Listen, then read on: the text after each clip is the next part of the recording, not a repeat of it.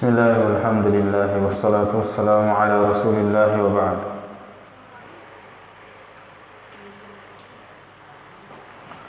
Qala al-Bukhari rahimahullah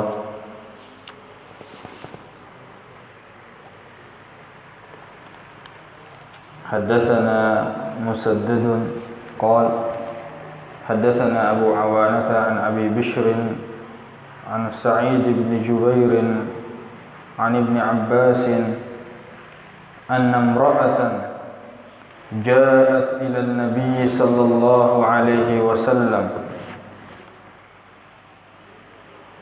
فقالت إن أمي نذرت أن تحج فماتت قبل أن تحج أفأحج عنها؟ قال نعم حجي عنها أرأيت لو كان على أمك دين أكنت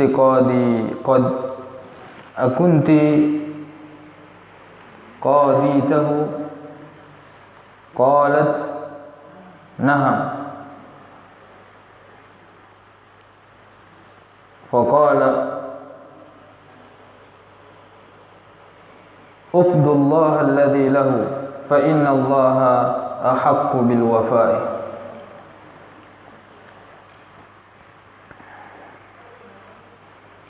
Hadis kita adalah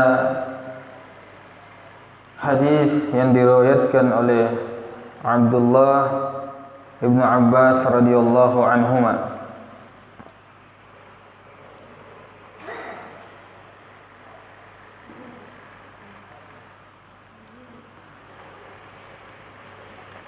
Beliau berkata, sesungguhnya annamra'atan, sesungguhnya seorang perempuan, ja'at ila Nabi sallallahu alaihi wasallam, datang kepada Nabi sallallahu alaihi wasallam. Faqalat, lalu kemudian perempuan tersebut berkata, inna ummi nadarat, sesungguhnya ibuku pernah bernazar, anta hujjah, untuk melaksanakan ibadah haji. Famatat qabla anta hujjah, kan tetapi beliau meninggal dunia sebelum melaksanakan haji. Afa ahujja anha, apakah saya boleh menghajikannya? Qala, Nabi sallallahu alaihi wasallam berkata, "Na'am." Iya. Hujji anha. Hajikanlah. Ara'aiti, bagaimana menurutmu? Bagaimana pandanganmu, pendapatmu? Lau kana ala ummiki, sekiranya lau kana ala ummiki dainun, sekiranya ibumu memiliki utang, akunti qaditahu,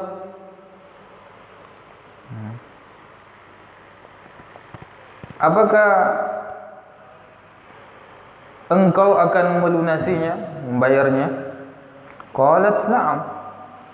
Maka perempuan tersebut berkata, tentu. Faqala uqdullah alladhi lahu. Maka Rasulullah SAW berkata, tunaikanlah kepada Allah yang menjadi haknya. Fa innallaha ahaqqu bil wafa'i, karena sesungguhnya hak Allah Subhanahu wa taala lebih berhak untuk dipenuhi. Jadi hadis 7315, hadis yang diriwayatkan oleh Abdullah ibn Abbas radhiyallahu anhuma, mengisahkan seseorang datang kepada Nabi SAW, seorang perempuan, bertanya kepada Nabi SAW bahwa ibunya pernah bernazar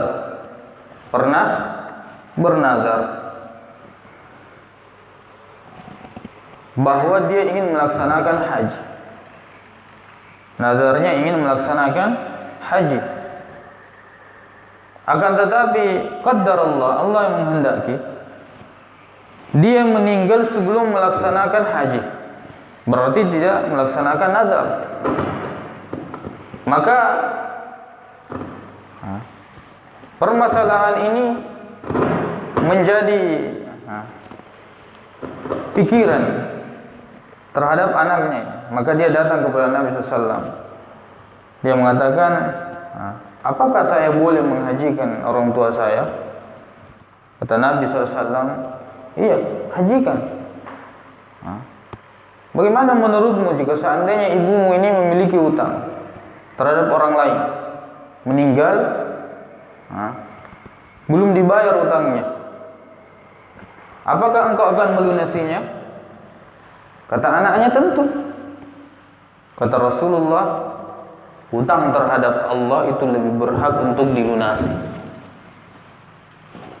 lebih berhak untuk dibayar. Di dalam hadis ini memberikan kita beberapa faedah atau beberapa catatan yang bisa kita ambil dari hadis ini. Yang pertama, sebagaimana sebelumnya kita telah menjelaskan tentang beberapa jenis qiyas yang sering digunakan, mulai dari yang paling sering dalam Al-Quran dan As-Sunnah, kemudian nomor urut yang kedua, dan yang paling jarang. Dan yang paling sering digunakan itu namanya qiyasul aula. Qiyasul aula yang pernah kita contohkan firman Allah Subhanahu wa taala, wala taqul lahumā uff. Janganlah kalian berkata kepada kedua orang tua kalian uff, Maka dikiaskan dalam masalah ini sesuatu yang lebih besar dari itu. Memukul, menendang, dan lain sebagainya. Mengatakan saja tidak boleh, atau biasa diistilahkan dengan qiyas al-jali, qiyas yang sangat jelas, qiyasul aula. Jika mengatakan saja dilarang, maka lebih-lebih lagi memukul. Nabi SAW dalam hadis ini menggunakan itu. Ibu saya bernazar untuk melaksanakan haji. Dia meninggal sebelum melaksanakan haji. Maka Nabi SAW mengatakan, memberikan permisalan. Bagaimana jika ibumu memiliki hutang? Apakah engkau akan melunasinya? Nabi SAW mengatakan, lebih berhak lagi melunasi hutang kepada Allah Subhanahu wa taala. Jadi ada tiga bentuk qiyas, yaitu qiyas at-tamtsil, qiyas at-tamtsil seperti hadis yang pernah kita baca, hadis sebelumnya ini, tentang orang yang datang kepada Nabi SAW melaporkan bahwa istrinya melahirkan anak yang di luar perkiraan. Maka Nabi SAW menyerupakan dengan unta. Bagaimana warna untamu? Dia bilang warna merah. Bilang ada tidak yang lain daripada yang lain? Belang. Dia bilang ada. Kata Nabi SAW, bagaimana menurutmu itu? Dia bilang mungkin keturunan-keturunannya. Maka Nabi SAW mengatakan, mungkin seperti itu juga kasusmu. Memberikan perumpamaan. Jadi yang paling banyak digunakan di dalam Al-Quran maupun hadis itu adalah qiyasul aula. qiyasul aula, menyamakan, mengkiaskan sesuatu yang lebih di atasnya. Bagaimana menurutmu utang terhadap manusia? Dia bilang, ya harus dilunasi. Sekarang, bagaimana kalau utang itu kepada Allah? Berarti lebih berhak untuk dilunasi.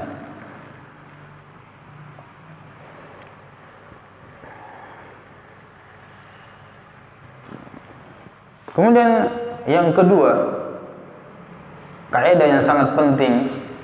Kaidah yang sangat penting. Setiap hak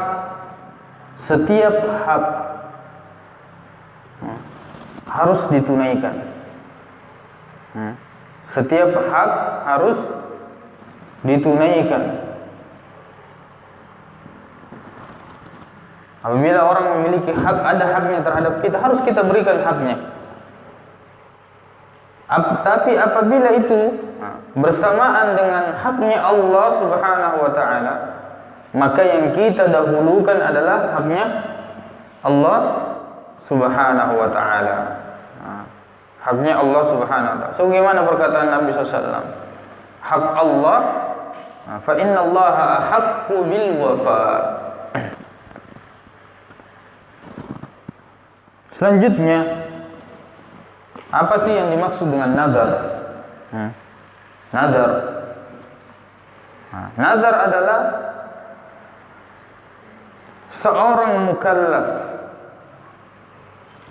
yang sudah dibebani dengan hukum syariat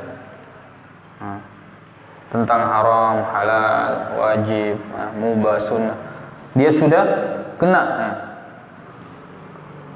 Seorang mukallaf mengharuskan dirinya untuk melakukan sesuatu karena Allah. Karena Allah dalam masalah-masalah yang asalnya bukan sebuah kewajiban dan juga bukan sesuatu yang diharamkan oleh Allah Subhanahu wa taala, dengan apa saja yang menunjukkan bahwa dia mengharuskan dirinya. Dengan perkataan apa saja. Misalnya, kalau saya lulus, saya mau puasa sunnah.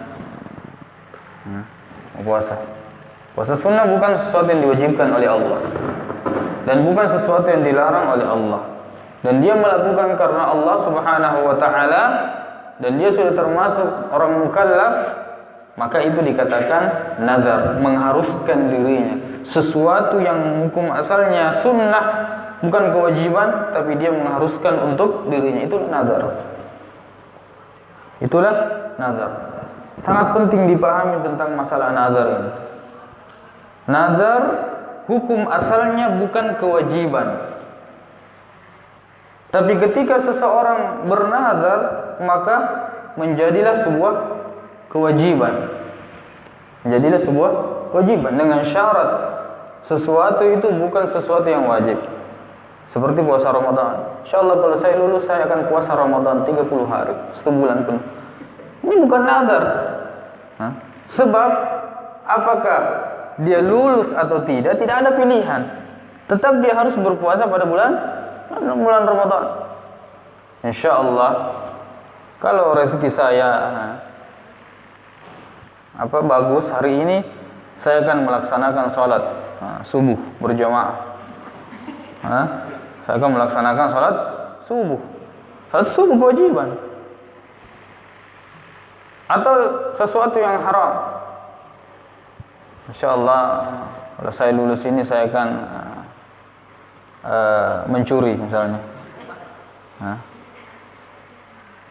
Atau saya akan potong hewan di bawah pohon ini, atau di kuburan ini, atau melepaskan ayam. Kalau anak saya ini sembuh dari sakitnya, saya akan lepaskan ayam 14 ekor, semuanya hitam semua. Ini nazar yang tidak boleh dilaksanakan. Bukan karena Allah, dan diharamkan oleh Allah Subhanahu wa taala. Jadi perhatikan, asalnya bukan sesuatu yang wajib, dan bukan sesuatu yang haram, dilaksanakan karena Allah dengan berbagai lafaz. Yang penting menunjukkan bahwa dia mengharuskan dirinya untuk melakukan itu ketika nazarnya dipenuhi. Ketika nazarnya dipenuhi.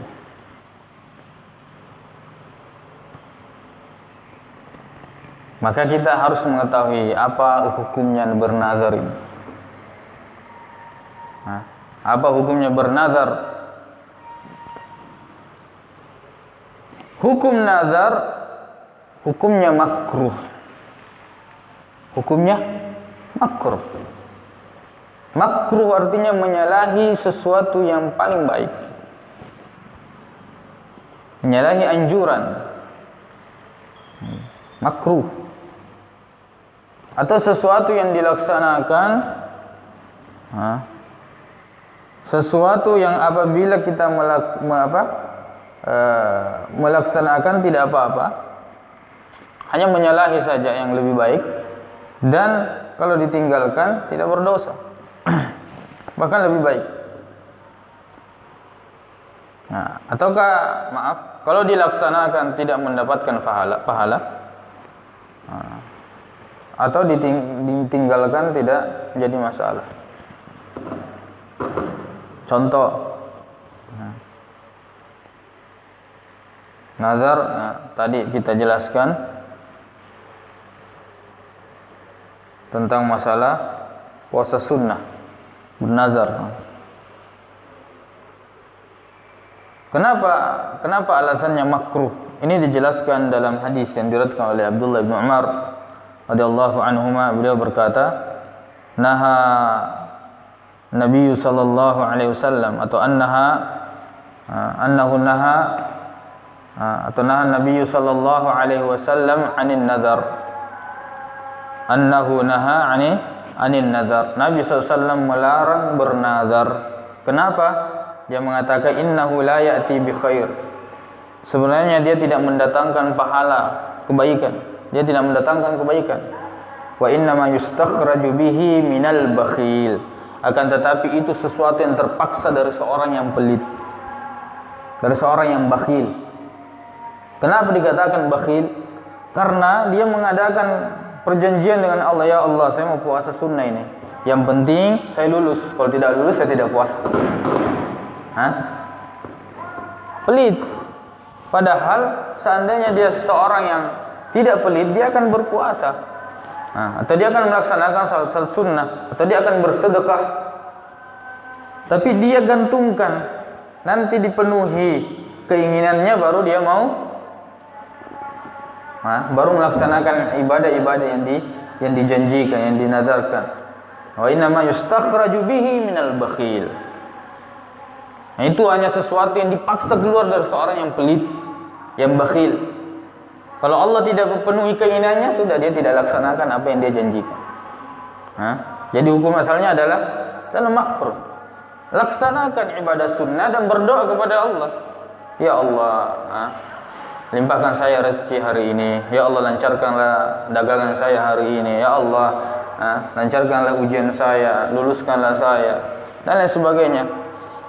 Laksanakan ibadah karena Allah dan berdoa kepada Allah tentang apa yang kita inginkan.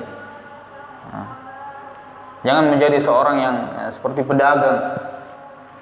Anda menjual ibadah untuk ditukar dengan dunia, rugi. Anda menjual ibadah ditukar dengan dunia. Anda menjual puasa, menjual bacaan Al-Quran, menjual salat sunnah, menjual sedekah untuk diberikan kelulusan. Jadi ini misalnya, jadi itu misalnya. Dibayar kontan dan impas. Kontan, impas tidak ada hasilnya, karena sudah dia minta bayarannya di dunia. Makanya laksanakan ibadah karena Allah, kewajiban dan sunnah-sunnah, dan berdoa kepada Allah. Dan apalagi doa ini adalah ibadah. Doa ini adalah ibadah. Daripada Anda melakukan perjanjian ini dengan Allah Subhanahu wa taala. Kemudian memang hukumnya makruh. Tapi kalau seseorang telah bernazar, maka hukumnya wajib. Hukumnya wajib untuk dibayar karena itu hutang. Hukum bernazar adalah makruh. Tapi kalau orang sudah bernazar, maka hukumnya wajib untuk dia bayar, untuk dia tunaikan.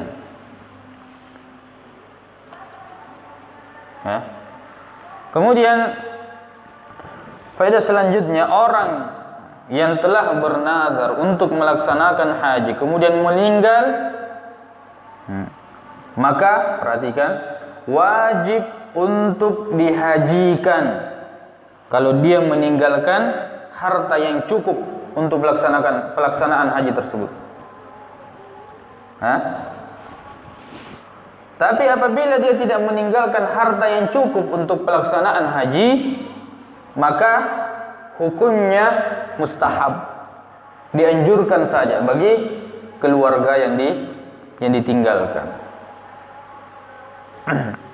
Jadi ketika dia bernazar, dia mampu untuk melaksanakan nazarnya, dipenuhi, kemudian dia meninggal belum sempat melaksanakan nazar, tapi dia meninggalkan harta yang cukup, memang dia persiapkan, maka wajib hukumnya dihajikan dari harta yang dia tinggalkan. Tapi kalau tidak, maka menjadi mustahab saja bagi orang-orang yang ditinggalkan atau keluarga yang ditinggalkan.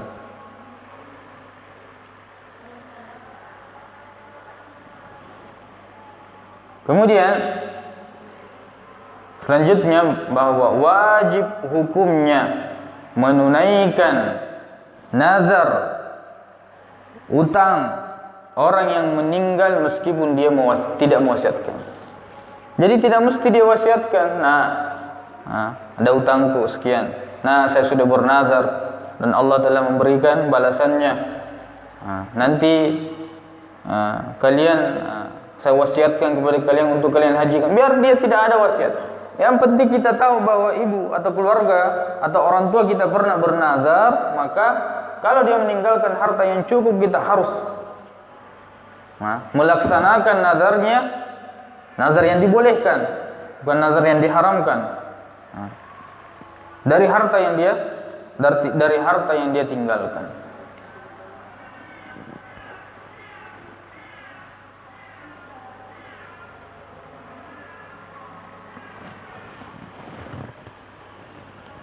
Kemudian pada hadis ini kembali menunjukkan tentang bolehnya penggunaan qiyas. Bolehnya penggunaan qiyas. Bagi apabila syaratnya terpenuhi dan dilakukan oleh orang yang memenuhi syarat sebagai seorang mujtahid. Tidak semua orang boleh melakukan qiyas mengqiyas ini. Hanya ulama-ulama yang telah memiliki kemampuan pemahaman yang baik Al-Quran, hadis dan bahasa Arab. Selanjutnya, dari hadis ini kita kembali menangkap bagaimana Nabi SAW sangat cerdas di dalam menjelaskan sesuatu. Sebagaimana hadis sebelumnya. Bagaimana kecerdasan Rasulullah SAW di dalam memberikan pengajaran. Nabi SAW adalah manusia terbaik yang mengajari manusia. Sebaik-baik manusia yang mengajari manusia. Bagaimana? Di mana letaknya di sini? Di mana letak kecerdasan Nabi SAW di dalam memberikan jawaban? Yaitu ketika dia mampu memberikan contoh yang bisa langsung dipahami oleh orang yang bertanya.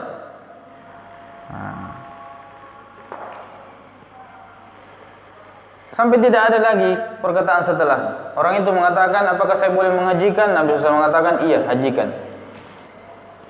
Iya, hajikan. Mungkin masih ada pertanyaan-pertanyaan. Kenapa saya harus hajikan?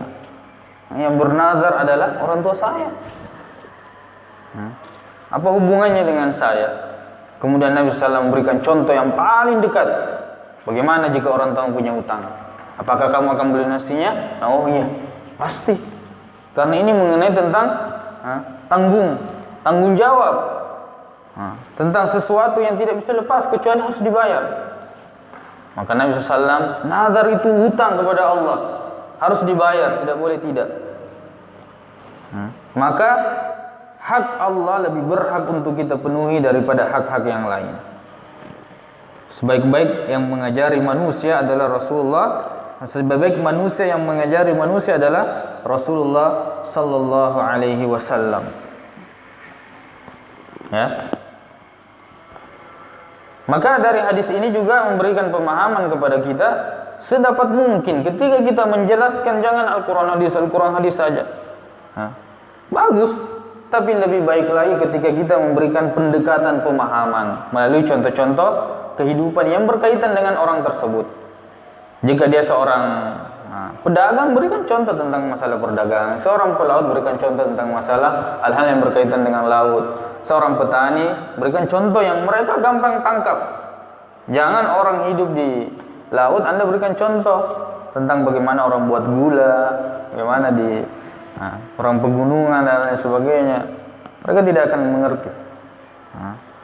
Berbicara kepada manusia sesuai dengan akal penyerapan atau kemampuan untuk menangkap pengetahuan. Selanjutnya, pahala haji akan sampai kepada orang yang meninggal.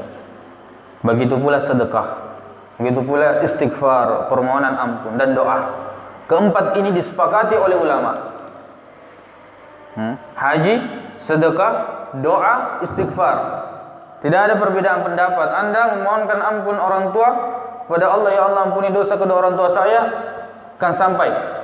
Anda doakan, ya Allah luaskan kuburnya, jauhkan dari siksa neraka, masukkan ke dalam surga, mengampuni dosa-dosanya, sampai. Anda bersedekah agar pahalanya sampai kepada orang tua, sampai. Anda berhaji, meskipun orang tua Anda tidak pernah memesankan hajikan saya, pahalanya akan sampai. Sama dengan masalah ini umrah juga. Dalam umrah ikut ke haji, sampai. Yang menjadi perbedaan pendapat di antara ulama adalah puasa. Salat, Anda bersalat niatnya supaya pahala yang kita laksanakan ini sampai kepada orang tua Anda, puasa sampai kepada orang tua, dan bacaan Al-Quran. Menjadi perbedaan pendapat di antara ulama.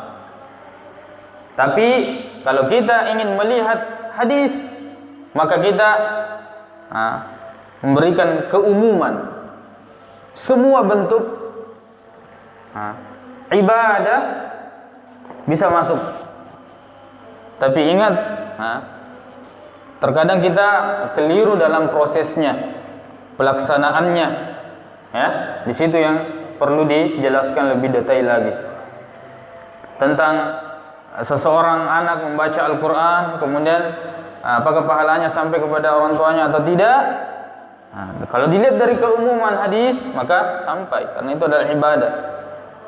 Adalah ibadah yang dilakukan oleh seorang anak dan akan sampai pahalanya kepada orang tuanya. Dan memang anak ini termasuk hasil jeripaya orang tuanya. Sebaik-baik yang dimakan, yang digunakan oleh orang tua, oleh seseorang adalah hasil jeripayahnya, dan anaknya merupakan hasil jeripayahnya. Anaknya baca Al-Quran, salat, puasa, zakat, haji, umrah, niat atau tidak, insya Allah pahalanya akan sampai kepada Allah Subhanahu Wa Taala, akan sampai kepada orang yang meninggal ini. Niat atau tidak akan sampai, sebab asetnya dia, asetnya. Jadi, tapi masih dalam perbedaan pendapat dalam masalah itu. Kemudian, jika ada orang yang meninggal, ada nazarnya mau haji, ada nazarnya ini, sesuatu yang tidak diharamkan. Ada nazarnya ini, ada utangnya sama si fulan, ada utangnya di sini. Ada harta yang ditinggalkan sebelum dibagi kepada ahli waris. Bayar utangnya kepada Allah, hajikan. Bayar utangnya kepada manusia, ada lebihnya baru dibagi. Jangan bagi dulu, baru nanti. Nah, sebab hartanya. Dia lebih berhak untuk mengambil manfaat dari situ. Kemudian yang bisa kita ambil dari hadis ini adalah anjuran berbakti kepada, kewajiban berbakti kepada orang tua meskipun telah meninggal. Meskipun telah meninggal. Dan di antara bentuk bakti kita kepada kedua orang tua, bayar utang-utangnya, bayar nazarnya. Jalin hubungan silaturahim dengan keluarga-keluarga orang tua. Itu cara berbakti kepada orang tua. Jadi anak yang saleh. Itu cara berbakti kepada kedua orang tua. Meskipun orang tua telah meninggal, insyaallah pahalanya akan sampai kepada orang tua kita. Dan yang terakhir, bahwasanya di antara bentuk rahmat Allah Subhanahu wa taala adalah memberikan solusi.